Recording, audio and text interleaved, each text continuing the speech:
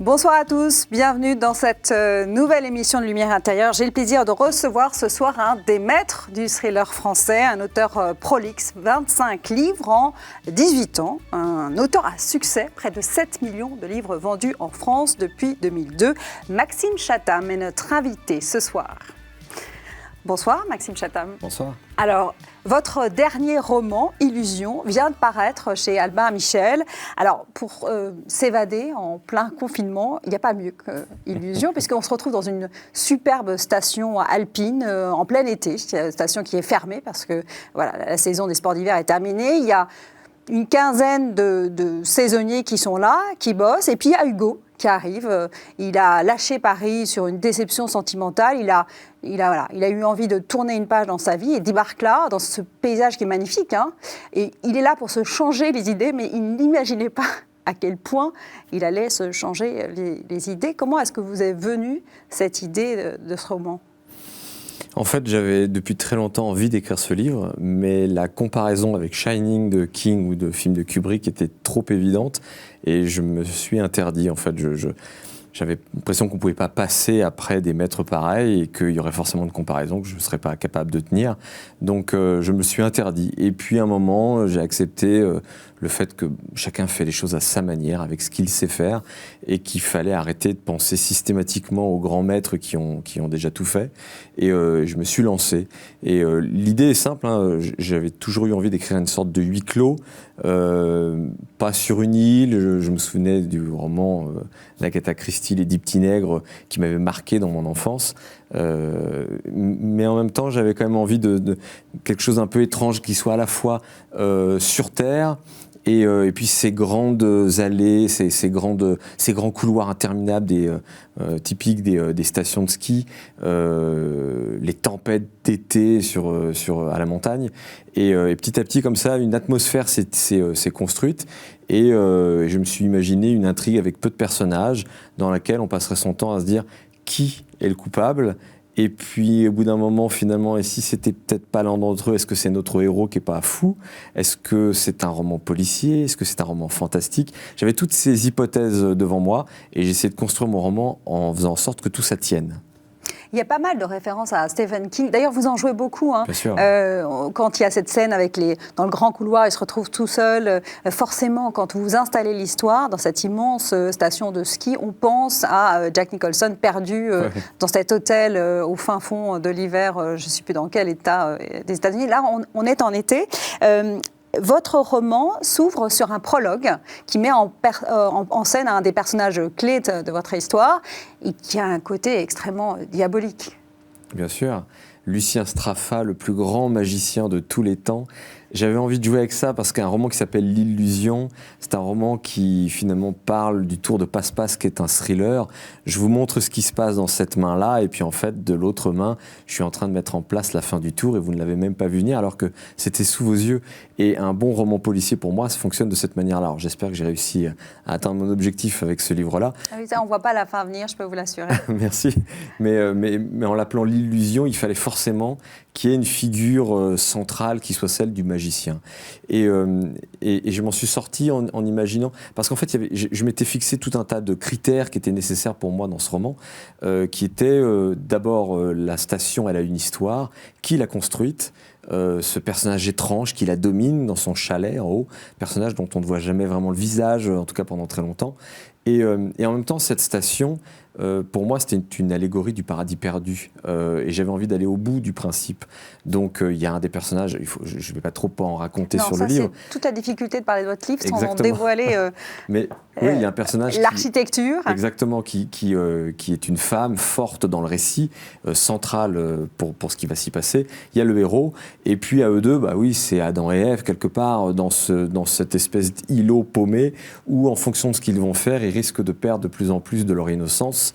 Et au-dessus d'eux, il y a cette figure tutélaire qui a tout créé, c'est vrai, qui maîtrise tout. J'avais jamais imaginé votre roman comme ça, mais c'est vrai, il y a ce personnage qui regarde, qui est au-dessus, et qui regarde ce couple danser tout au long de l'histoire, avancer.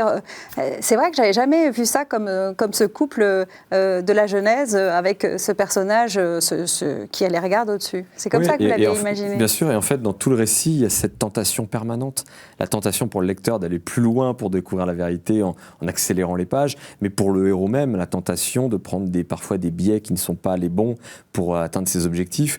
Et je ne peux pas trop raconter sur la fin, mais toute la fin fait sens entre cette figure suprême qui domine et puis, voilà, ne serait-ce même que la station. Il y a un plan de la station au début du roman. Rien que le plan en soi raconte une histoire qui est liée à tout ça. Et là encore, je vais essayer de ne pas dévoiler la fin, mais je peux quand même dire que l'épilogue met en scène deux personnages, un dont les initiales sont JC et l'autre Marie. Et finalement, cet épilogue-là résume quelque part tout ce qui s'est passé dans le roman.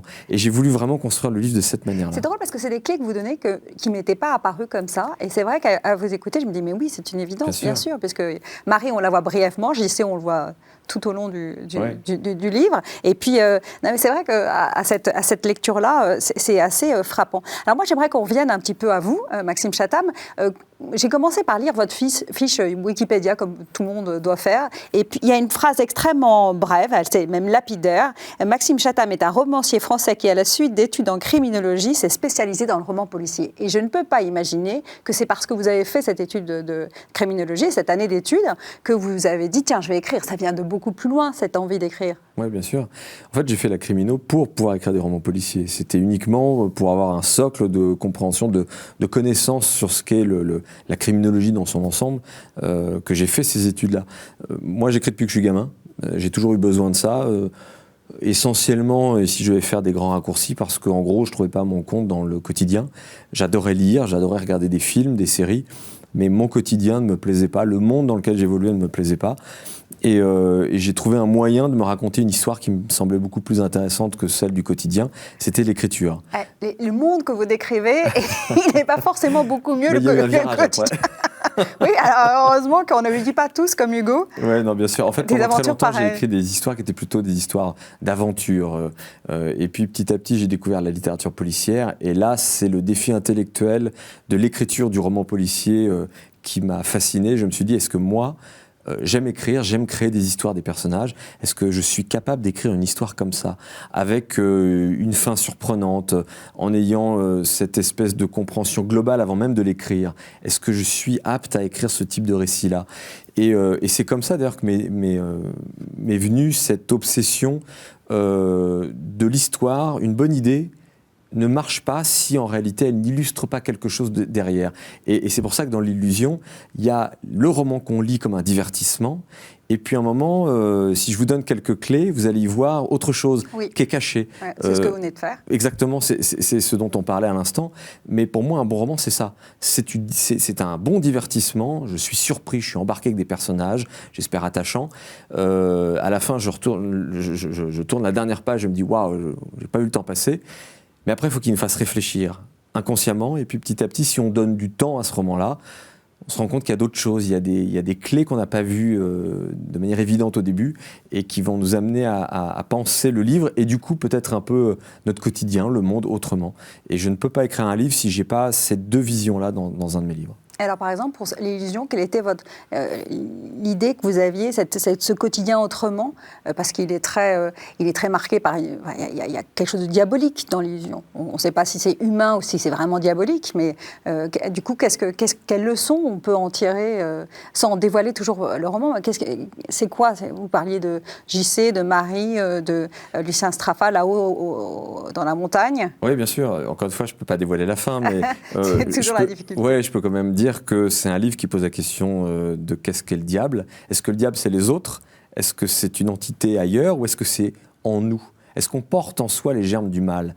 Et le livre pose cette question parce que pendant tout le livre, on se dit qui est derrière tout ça? Lequel de tous ces personnages que j'ai sous mes yeux est le coupable et pourquoi? Et à un moment, on commence à se dire très vite, je pense, Et si c'était le héros de l'histoire, est-ce qu'il a ça en lui? Est-ce que je ne suis pas moi, lecteur, berné quelque part par ce personnage, donc par le romancier? Et puis à un moment vient aussi la question de, et s'il y avait autre chose au-dessus d'eux, une entité, un être humain, une créature, on ne sait pas. Et donc, finalement, le mal, d'où est-ce qu'il vient? Et ça, c'est une question qui m'a préoccupé quasiment pendant toute ma carrière de romancier. Qu'est-ce que c'est que le mal? Et comment est-ce qu'on peut le définir dans une société comme la nôtre aujourd'hui, quand on met de côté juste le mal, c'est ce qui n'est pas bien? Non. Est-ce qu'il y a une définition concrète qui peut s'adapter à notre quotidien ultra concret et réaliste du mal? Est-ce que c'est possible de le définir? Et de livre en livre, j'essaye d'affiner cette définition.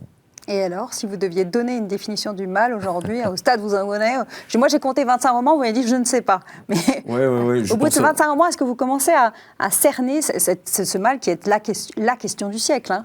En fait, moi, j'ai réussi à me faire ma définition de ce qu'était le mal, et notamment en étudiant le crime, en étudiant beaucoup les tueurs en série, qui sont l'incarnation finalement du croque-mitaine des temps modernes. Ouais. C'est-à-dire que pendant très longtemps, le monde s'est construit avec une bipolarité spirituelle assez simple, le bien, le mal, Dieu, diable, etc.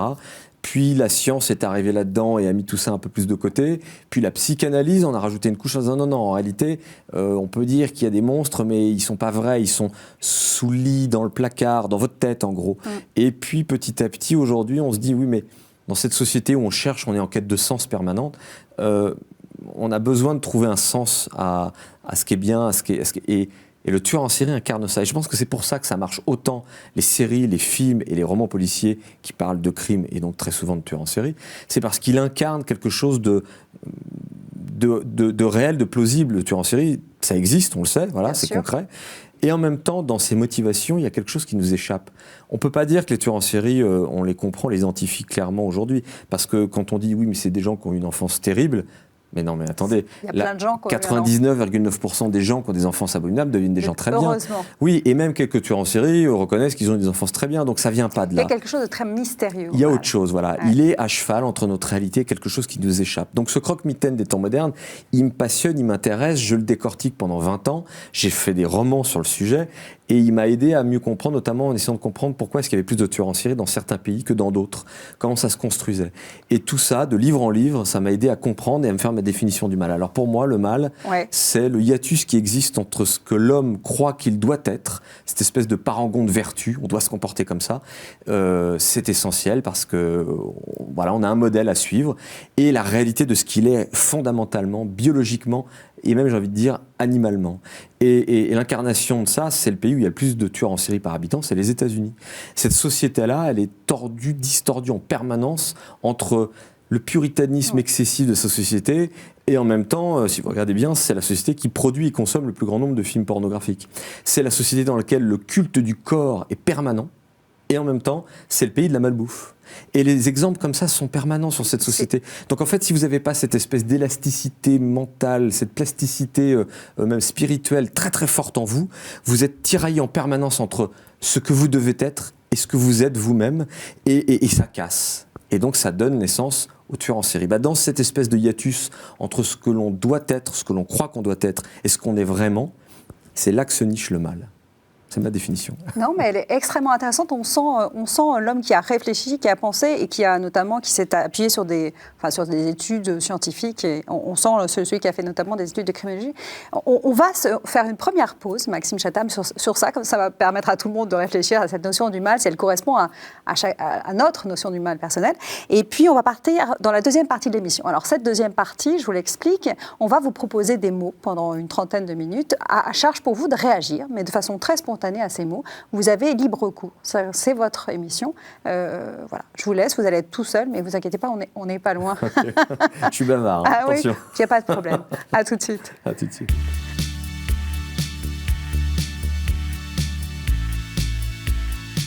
Tout va bien ? Super.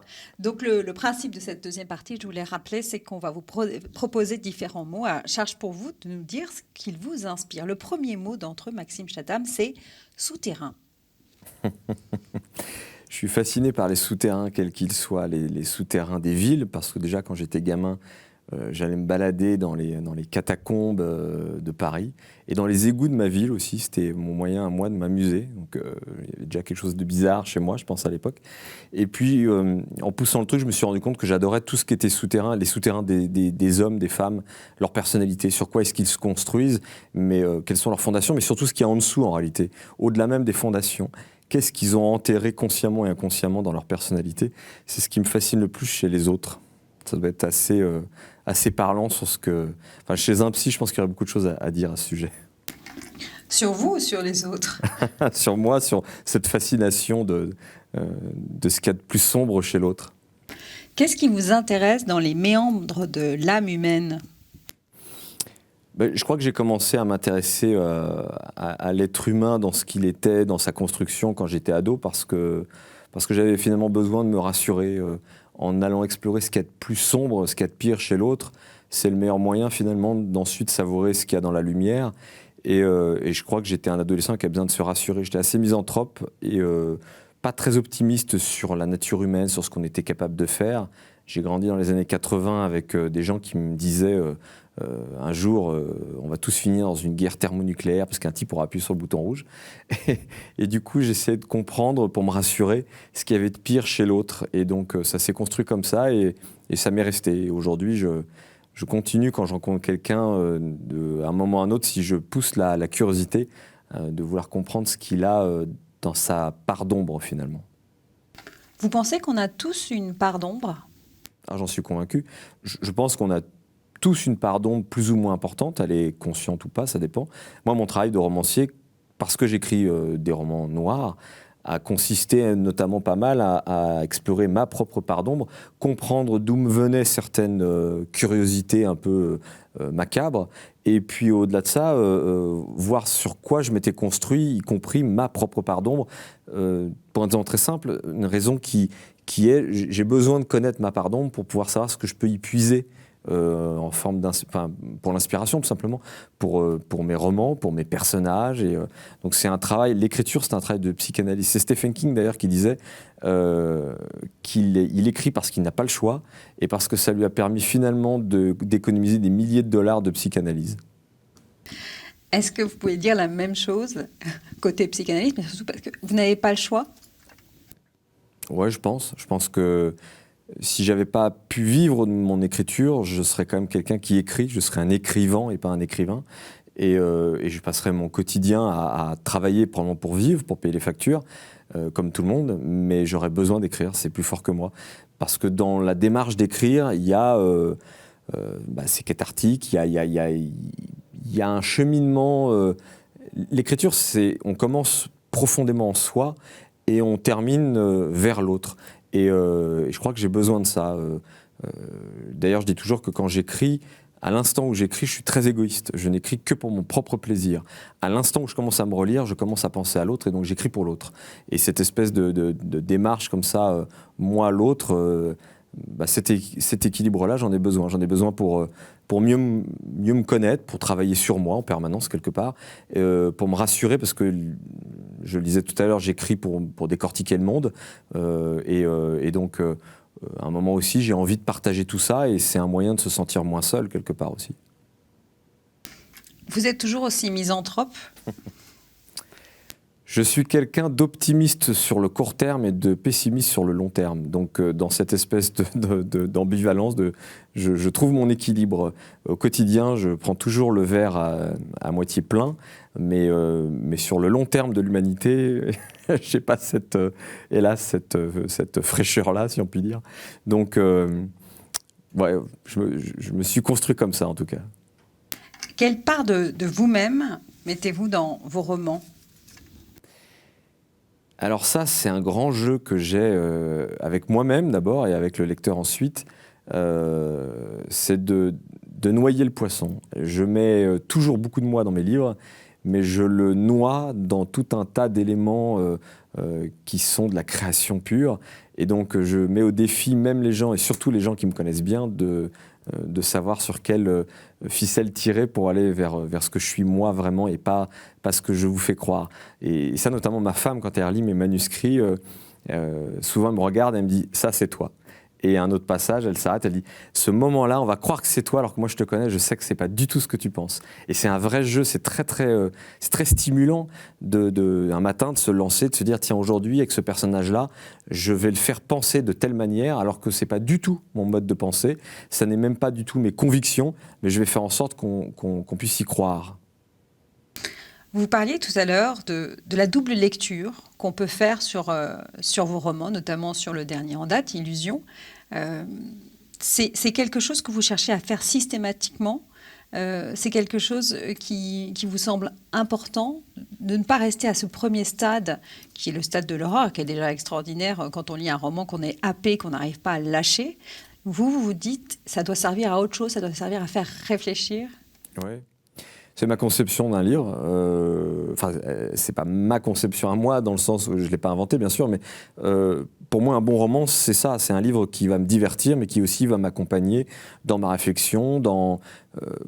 Je vais quand même consacrer un bout de ma vie à lire un livre. Et j'ai envie que ce bout de vie-là ne soit pas que du divertissement. Même si j'adore le divertissement, j'ai quand même envie d'en tirer quelque chose qui fait que je vais être un petit peu plus enrichi quelque part. J'adore la phrase de Saint-Exupéry qui consiste à dire que si je diffère de toi, je t'enrichis. C'est vrai, un livre qui est un peu différent va m'emmener dans d'autres pistes de réflexion. Et pour moi, c'est ça, c'est fondamental quand j'écris un livre. Mais c'est ce qui me permet aussi de faire le tri entre une bonne et une mauvaise idée. Des idées, c'est mon métier de romancier. Si j'en avais pas plein tout le temps, je ne ferais pas ce métier, je trouve autre chose.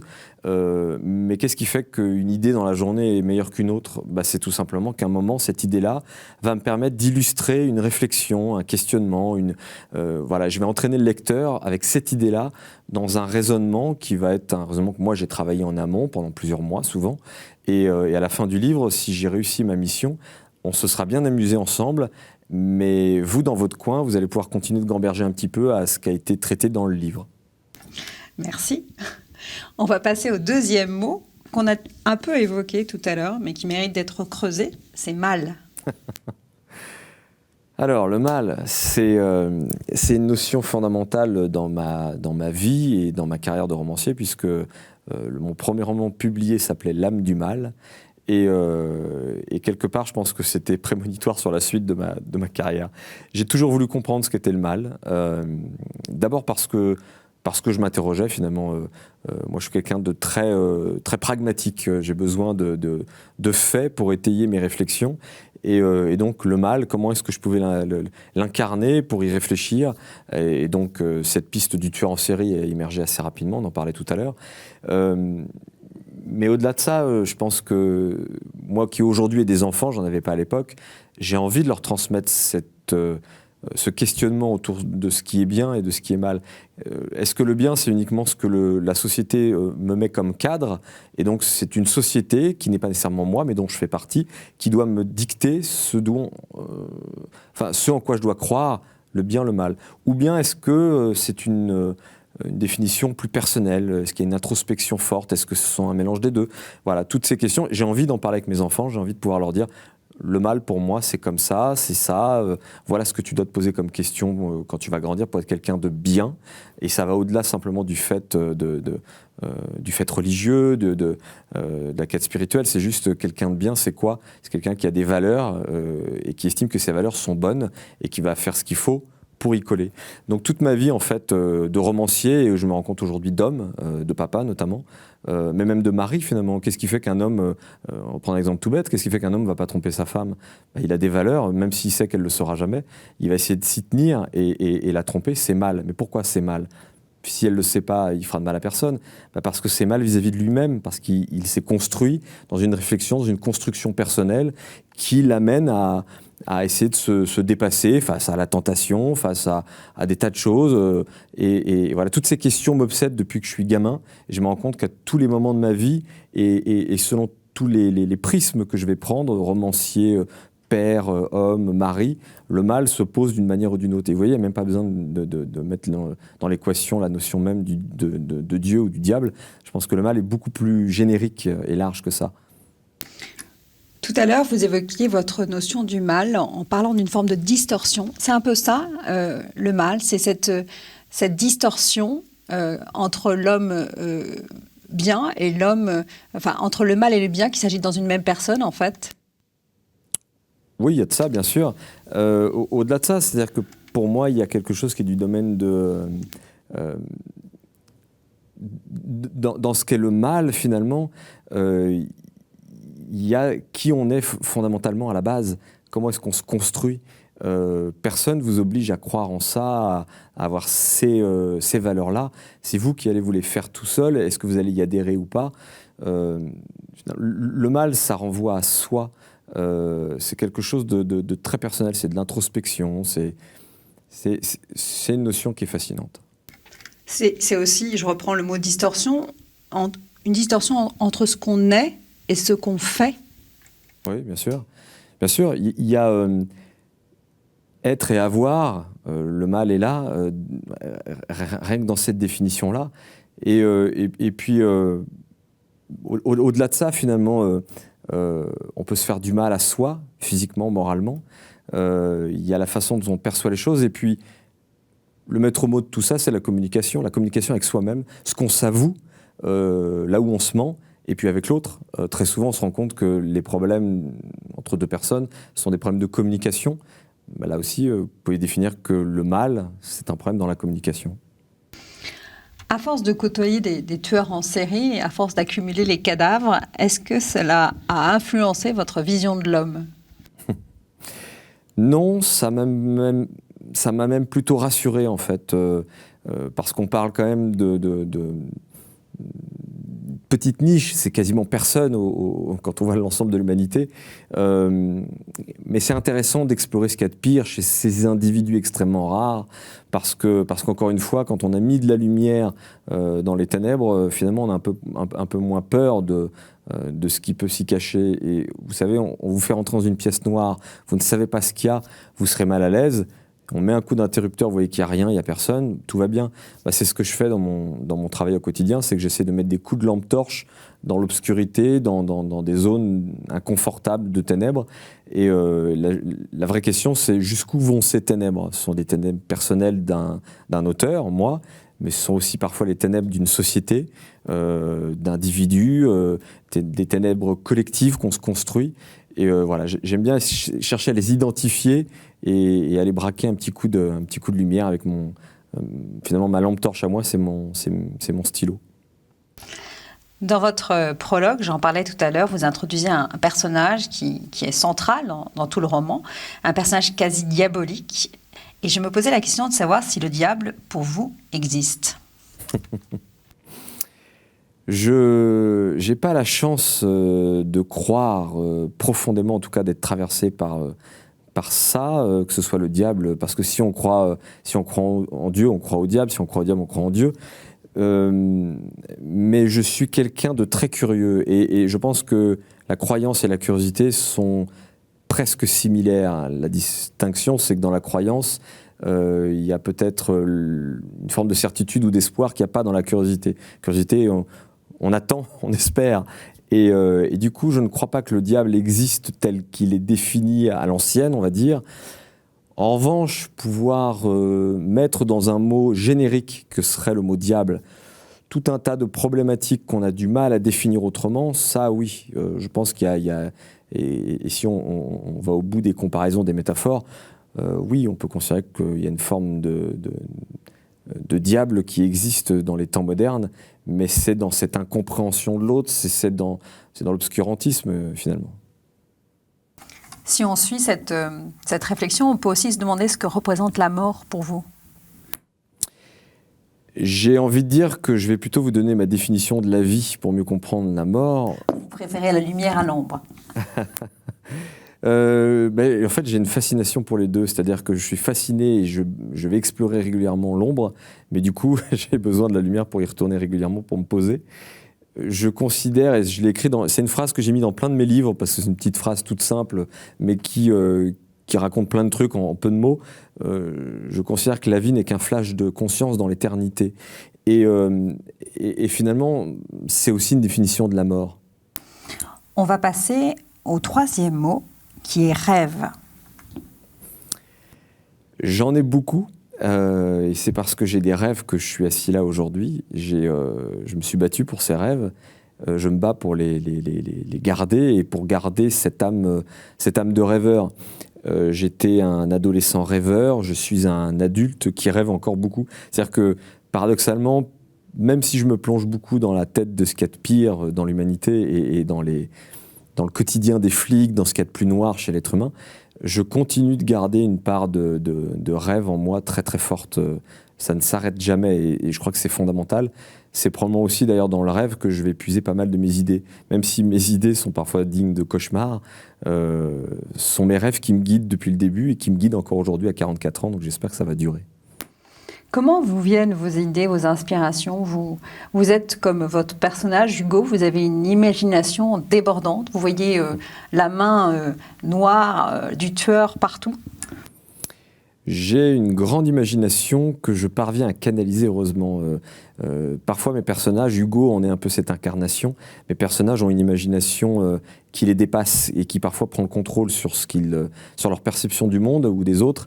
Moi, j'ai ça, mais avec quelque chose de plus contenu. C'est-à-dire qu'à un moment, je vais voir quelqu'un et mon imagination va me faire imaginer quelque chose d'un peu dingue, mais je vais le canaliser et je vais voir ce que je peux en faire, comment je peux en tirer quelque chose et surtout faire en sorte que ça ne se voit pas trop sur mon visage si quand vous me posez une question, je suis en train d'imaginer des trucs horribles autour de vous.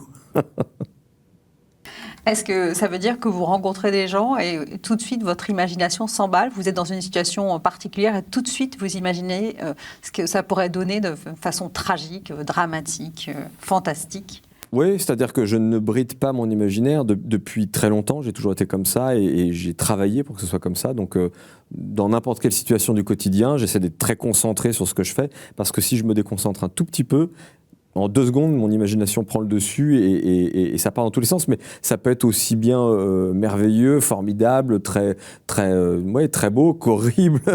Donc l'imagination ne se contrôle pas, ne s'oriente pas, en tout cas quand elle surgit, elle jaillit même et c'est elle qui choisit. Elle est probablement orientée de prime abord par l'inconscient, mais l'imaginaire, c'est un jaillissement, c'est une explosion. Et il faut faire gaffe parce qu'au quotidien, sinon notamment dans les interviews, je peux vous garantir que si à un moment vous me posez une question et que je laisse partir mon imagination, je ne pourrai pas vous répondre parce que je suis déjà parti ailleurs.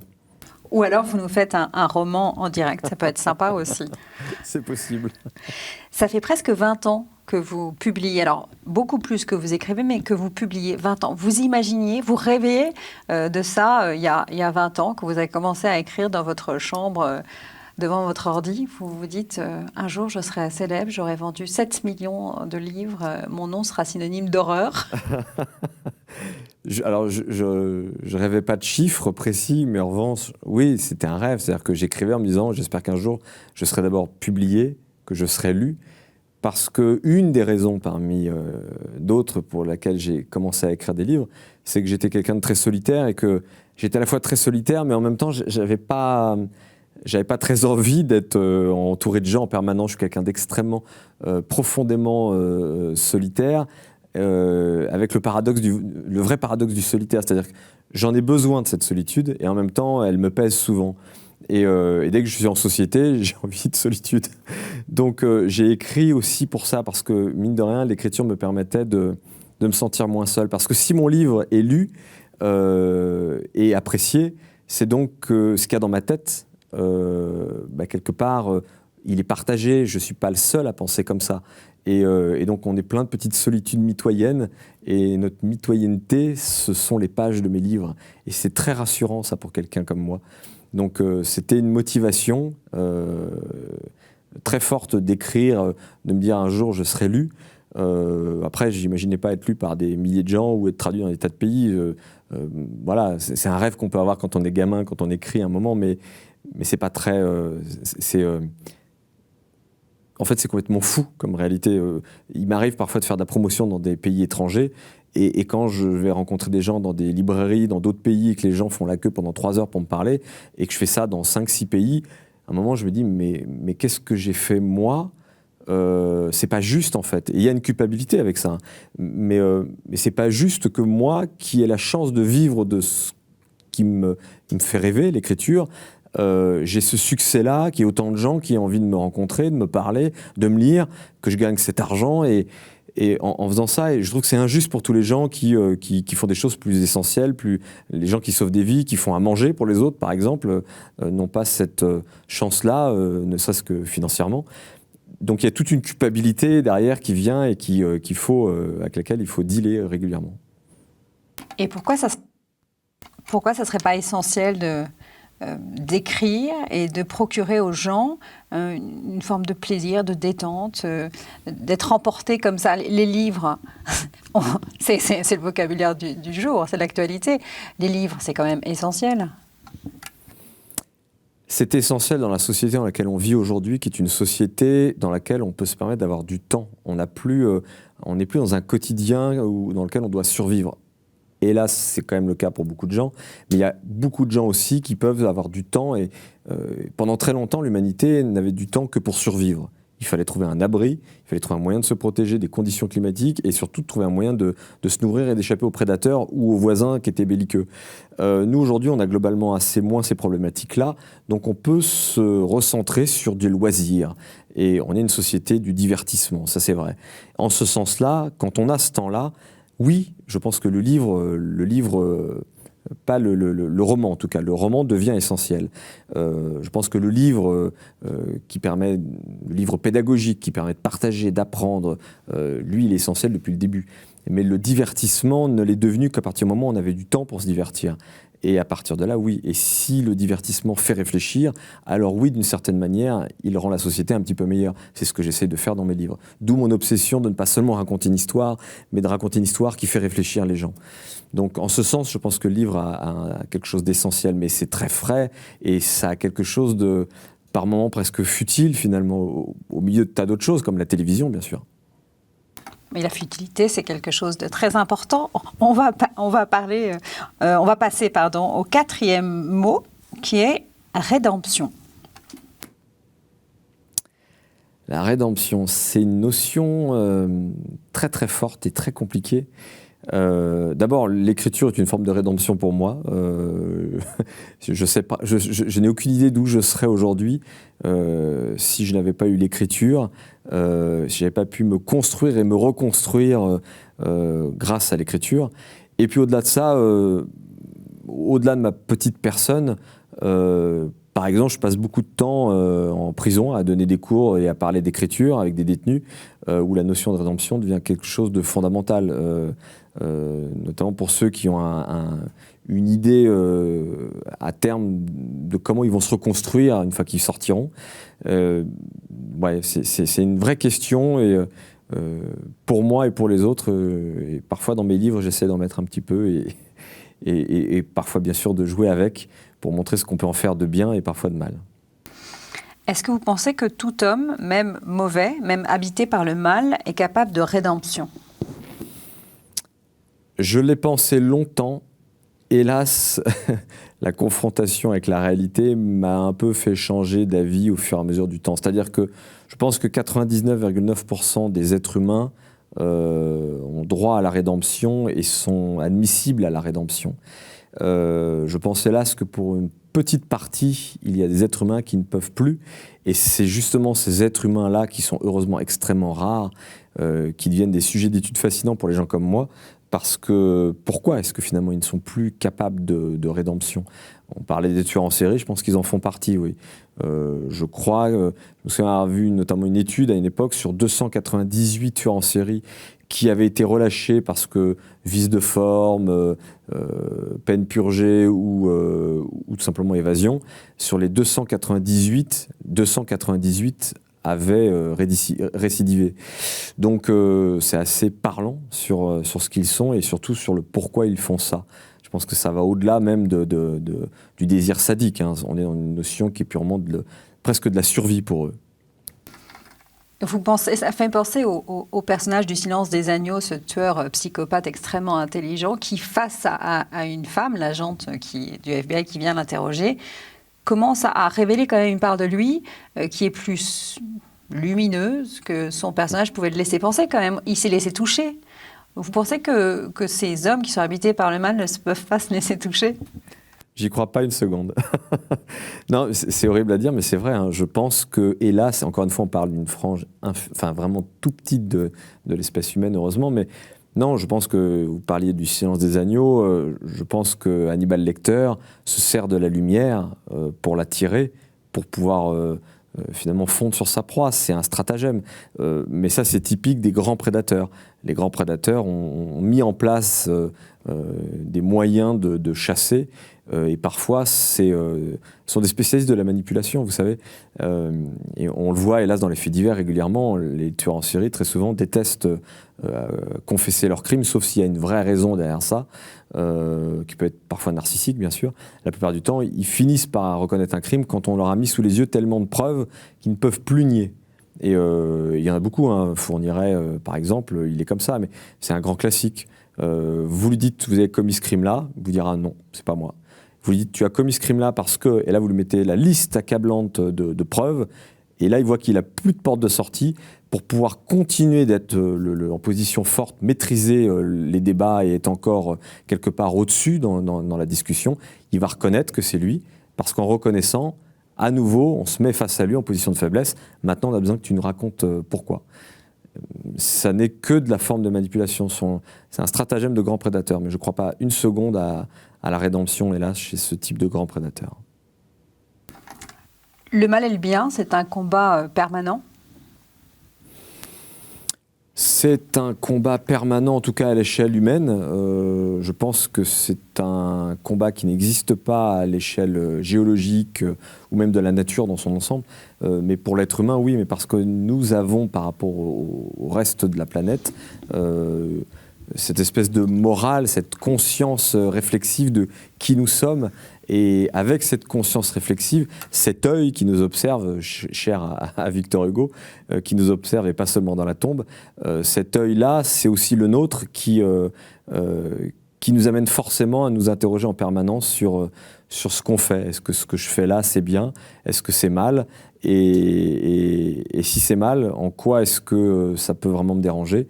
Et pourquoi s'il ne faut pas que je le fasse? Ce type de réflexion, vous le faites pour chaque action. Vous avez ce type de discernement. Vous êtes toujours dans l'interrogation de savoir si vous êtes si vous marchez sur les bonnes traces. J'essaye d'être quelqu'un de plutôt bien, c'est ça le vrai problème.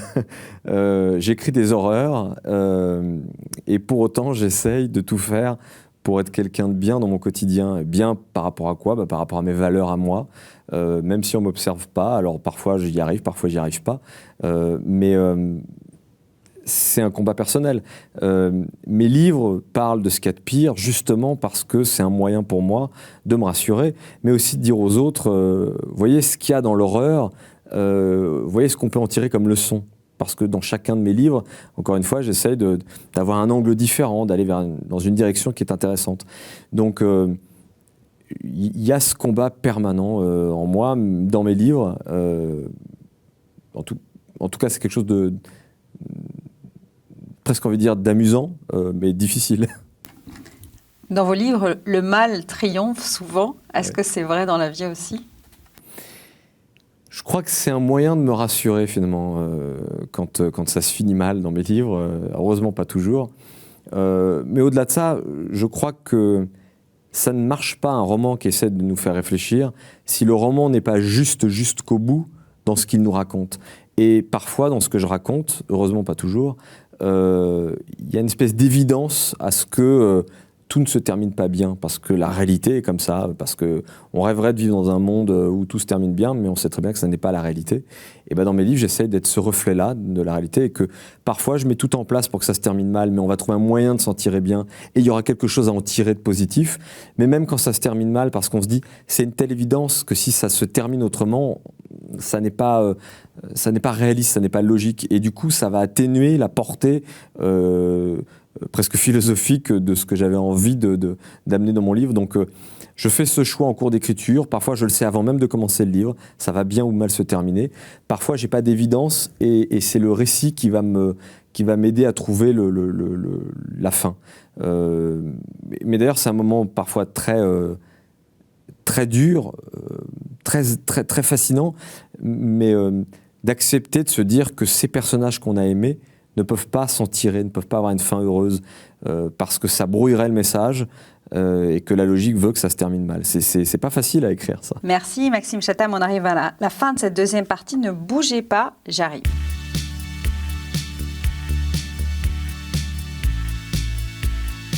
Tout va bien ?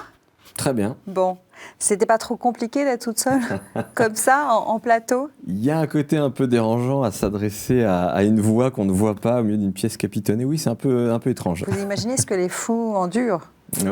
Voilà. Mais l'écriture, c'est aussi une certaine forme de folie contrôlée. C'est avoir plein de voix qu'on maîtrise et qu'on laisse parler au moment où ça nous arrange. Non, vous n'êtes pas fou, rassurez-nous.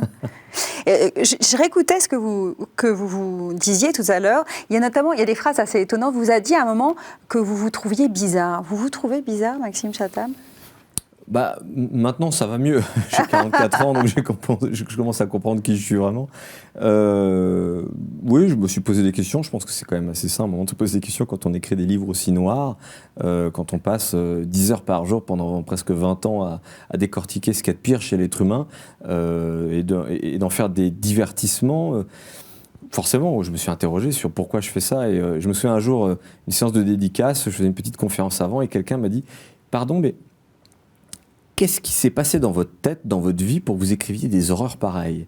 Et je me souviens que sur le coup, quand il m'a dit ça, il y a une seule réponse qui m'est venue, c'est de lui dire « Vous savez, je crois qu'il y a pire, il y a les gens qui payent pour lire ces horreurs. » Parce que moi, finalement, je suis payé pour les écrire quelque part. C'est vrai, on pourrait voir ça comme ça. En même temps, quand on vous regarde, c'est drôle parce que on se dit, mais il a l'air d'un type sympa, d'un bon père de famille. Alors que par exemple, Stephen King a la tête de l'emploi. Ah ouais. On est d'accord. Il a une tête totalement hallucinante, Stephen King. Il a une tête de fou quand même. Il a une tête particulière. Il en joue sûrement, mais pas vous. Vous n'avez pas cette tête-là. C'est ce que j'ai dit tout à l'heure, je crois que je suis quelqu'un finalement de fondamentalement positif sur le court terme, donc j'essaie d'être optimiste dans les petites pensées quotidiennes, et du coup d'être un peu souriant, ce genre de choses, mais ma femme vous dirait que quand je descends de mon bureau, que je viens de passer 10 heures en tête à tête avec un tueur en série, il paraît que j'ai une tête pas très sympathique. Il vaut mieux pas vous croiser. C'est pas à ce moment-là qu'il faut donner les bulletins de notes quand ils sont pas très bons. Non, il vaudrait mieux pas. Vous avez dit tout à l'heure, je m'efforce d'être un homme honnête, quelqu'un de bien en fait. Et c'est un honnête homme en fait, je pensais à ça. Il faut du courage pour justement être quelqu'un de bien, savoir dire non. Enfin, vous êtes quelqu'un de célèbre, vous gagnez bien votre vie, vous l'avez dit, il y a des gens qui font la queue pendant des heures pour venir vous voir. Est-ce que pour garder la tête froide, pour vous rappeler que il y a justement, ce que vous disiez aussi, écrire n'est pas considéré comme essentiel, rester à sa juste place, c'est un combat ou c'est quelque chose de naturel chez vous ? J'ai eu la chance d'avoir du succès très jeune, très tôt, de gagner de l'argent très tôt, de voir des tas de gens qui faisaient la queue pour me voir. J'avais pas 30 ans et je me suis dit, voilà, enfin, faut faire hyper attention, faut être très vigilant parce qu'il y avait tous les ingrédients pour devenir un petit con en fait, il n'y avait pas d'autre mot. J'espère ne pas l'avoir été. Je crois que c'est pas tant de l'honnêteté ou du courage. Je crois qu'il faut juste. Moi, je remercie mes parents. En fait, j'ai eu déjà un bon socle, des vraies valeurs dès le début. Mes parents m'ont appris ce que c'était que la vraie vie, ce que c'est que de travailler. J'ai aussi la chance quelque part d'avoir une vie avant où j'ai dû bosser pour vivre, de ne pas avoir cette vie-là aujourd'hui. Donc, la vraie difficulté, elle est à un moment de savoir, d'être conscient du privilège, du luxe qu'on a de vivre ça, mais de ne pas finalement trouver une excuse pour pas se poser les questions, parce que ça dérange, parce que la culpabilité qui va avec le succès, à un moment, il faut la prendre, et il faut pas trouver des excuses pour la repousser en se disant « Non, mais après tout, je travaille beaucoup, je mérite tout ce que j'ai. » Non. La réalité, c'est que des gens qui travaillent énormément, qui donnent tout ce qu'ils ont pour ce qu'ils font et qui n'ont derrière pas la chance d'en vivre, voire même de très bien en vivre, etc. Et j'ai toujours en tête l'exemple de mes parents. Mes parents sont des gens fondamentalement bien, bons. Ils ont travaillé toute leur vie énormément. Ils sont pas à plaindre, mais ils ont eu des moments parfois certainement très difficiles. Et des gens comme eux, il y en a des millions dans la France, dans d'autres pays, et encore moins bien lotis, encore plus peut-être.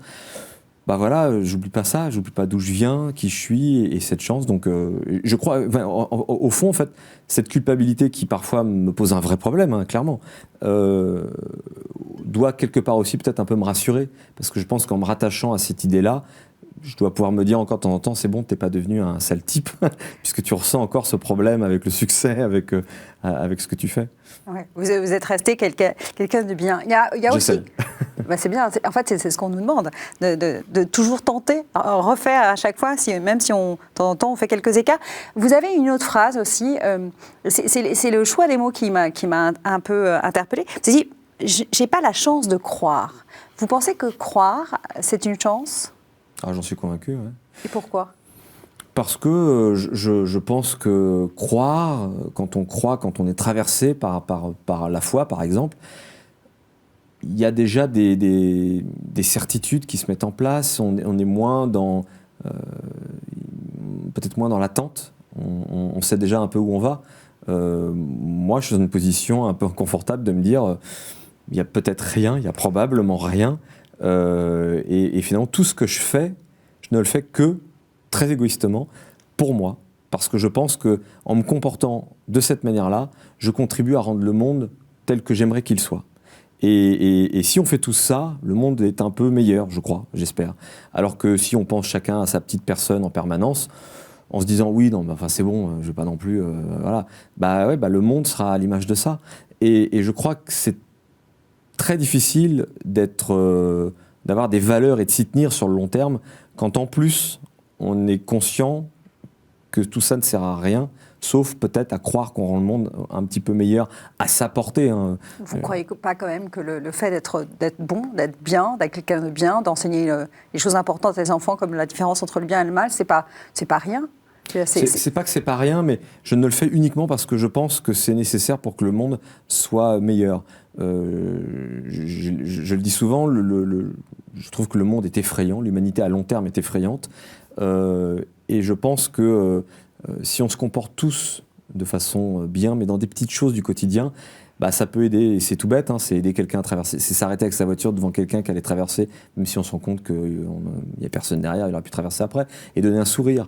Bon, je dis pas que je le fais à chaque fois, mais quand je le vois, j'y pense, c'est des choses très simples. Puis ça peut être des choses beaucoup plus fortes, bien sûr, mais ça, si à la fin vous dites pas, je serai pas jugé, je m'en fiche, en fait, le jour où je vais mourir, tout ce que j'aurais fait de bien et de mal, en fait, je n'en tirerai aucun bilan personnel, ça rend les choses encore plus difficiles. Donc il faut vraiment les faire pour des bonnes raisons. Parce que si on vit sa vie en disant attention, parce qu'à la fin je serai jugé, forcément on ne fait pas les choses de la même manière. Donc je crois que c'est génial d'être croyant, parce que quelque part, ça aide un peu. Ça devient peut-être un petit peu moins difficile de se comporter de façon bien. On peut aussi, on peut avoir peur du jugement de Dieu, mais on peut aussi, par amour pour l'autre, c'est ce que vous faites, c'est votre mécanisme, faire les choses par amour pour les gens qui vous entourent, par amour pour cette humanité que vous vous plaisez de temps en temps à abattre. En fait, ça fonctionne, c'est votre moteur à vous. Oui, moi je marche comme ça, je me suis fixé un cadre qui est le mien, c'est mes valeurs, et j'essaye de les défendre, je veux les enseigner à mes enfants, j'essaye de les propager parfois aussi dans mes livres. Quand j'ai fait notamment une série qui s'appelle Autre Monde, qui est une série qui pour le coup n'est plus du tout du roman d'horreur ou policier, c'était une série de romans d'aventure, et je la destinais à un public jeune au début. Je me suis rendu compte en écrivant les premiers romans que j'étais incapable d'écrire pour la jeunesse, que j'écrivais pour moi. Donc oui, ça peut être lu par des jeunes, mais ça peut être lu par les adultes comme moi qui ont encore un esprit rêveur. Et cette série-là, c'est uniquement ça le moteur principal de la série, c'est de faire du rêve, mais avec des valeurs, de raconter ce que serait le monde s'il n'y avait plus d'adultes, que des enfants qui survivent. Comment est-ce qu'eux, ils vont reconstruire leur société dans un univers extrêmement dangereux, avec des prédateurs, une nature hostile. Comment est-ce qu'eux, ils vont reconstruire leur monde en sachant qu'ils ont eu pour modèle notre société à nous, qui a plutôt mal terminé au début de mon roman. Et c'est ça que j'avais envie de transmettre. Ça s'appelle la rédemption, c'est une forme de rédemption, savoir si on peut se redresser derrière quelque chose de cataclysmique. Oui, c'est vrai. Mais je l'ai écrit, je n'avais pas encore d'enfant. et je me rends compte que finalement, je m'adressais déjà quelque part à mes enfants. Et bien voilà. Merci beaucoup, Maxime Chatham. On arrive à la fin de cette émission. Je pense qu'on aurait pu rester encore un petit peu à discuter sur le bien, le mal, parce que vous avez beaucoup de choses à dire. Merci, parce qu'effectivement, on tire beaucoup plus de choses qu'on ne pouvait imaginer d'un thriller, grâce à vous, en tout cas. Je rappelle le nom de votre dernier livre. Il y en aura beaucoup d'autres à paraître. Illusion, paru chez Albin Michel. Merci à vous également de nous avoir suivis. Je vous rappelle que vous pouvez retrouver cette émission sur kto.tv.com. À la semaine prochaine.